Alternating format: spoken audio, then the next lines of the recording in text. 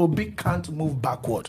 Obi being a vice to Atiku, they are not going to win any election. Like he said, if there is an election drawn today between Obi and Atiku, Obi will flog Atiku hands down, like pieces, almost in all the states of the Federation, even in his own state, even in Adamawa.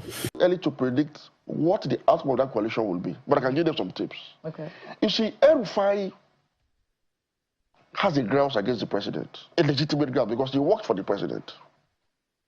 Hate him or love him, he has something, he has a basis to be angry.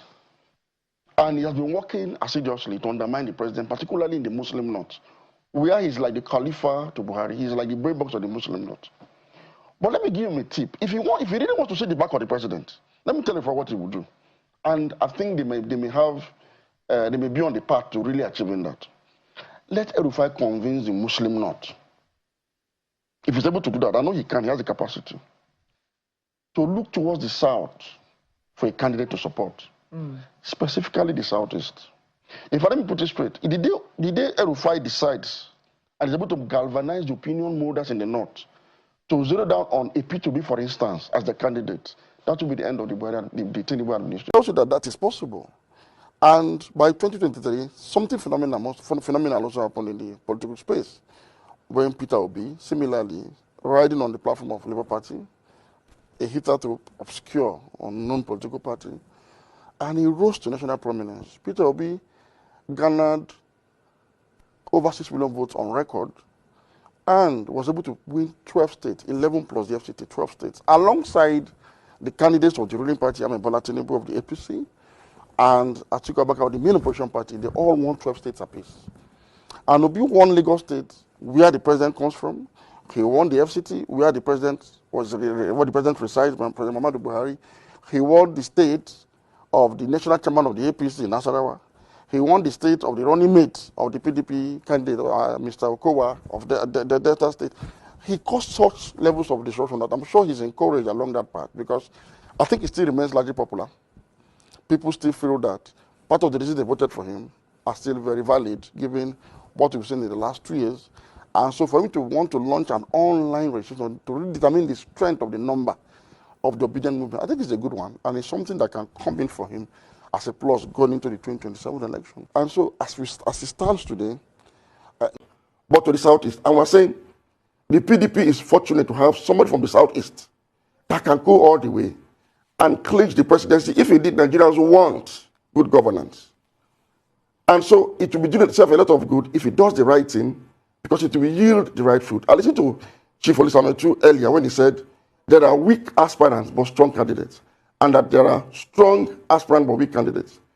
Primary elections of a political party are not in themselves an end. It is simply a means to an end. And the end ultimately is to get a good candidate that can win you the general election.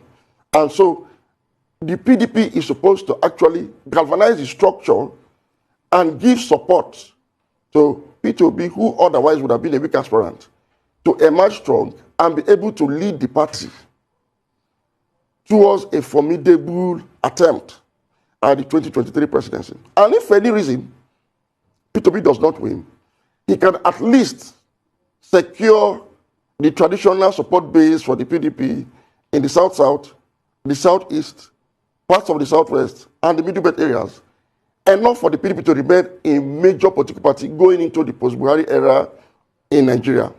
Otherwise, like I said earlier, the PDP risks losing a strong base in the Southeast, the South-South, parts of the Southwest, and the Middle Belt, in chase of a mirage, and it will go into extinction because it will be sailing against the wind of zoning to the South.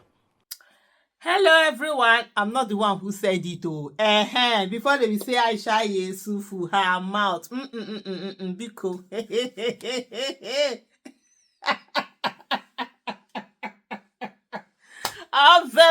Kuve. Now, as I say, I'm now talking everywhere. The conversation is just left, right, center, this, that, those. Everybody is having their take. The coalition Sha has given people, a lot of work, and they are doing it. I saw this poster where they are saying, their coalition, give us Obi.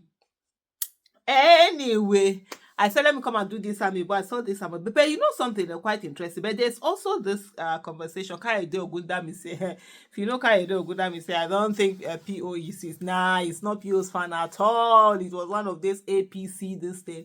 But he has really been criticizing Tinubu's government and all of that. And you see that situation where it's almost as if they want those people that want Tinubu out of the way. They are like, you know, just coming out to say certain things the way it is. And then this is what he said. He said, I'm not in any coalition and I'm no Peter Obi fan.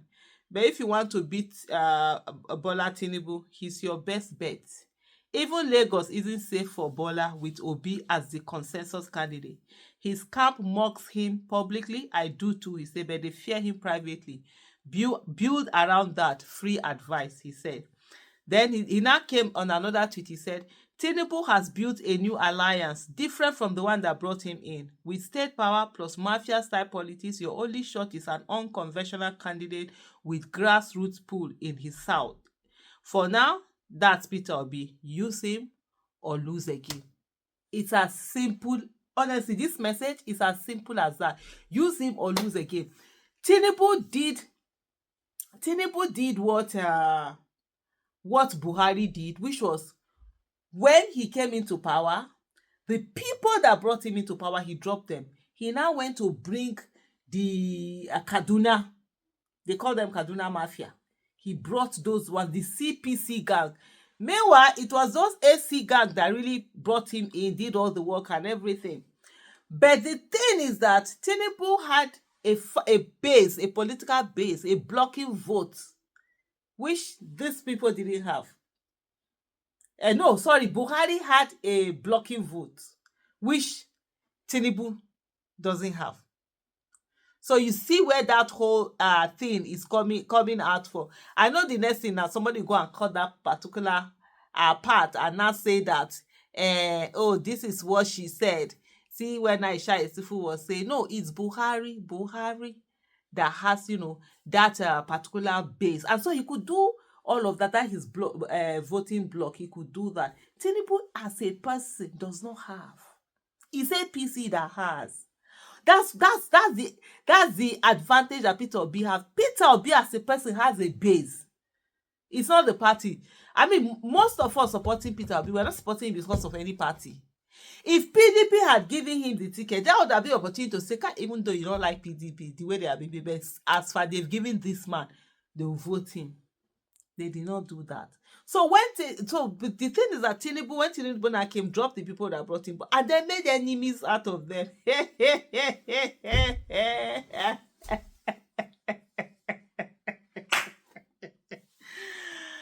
Ave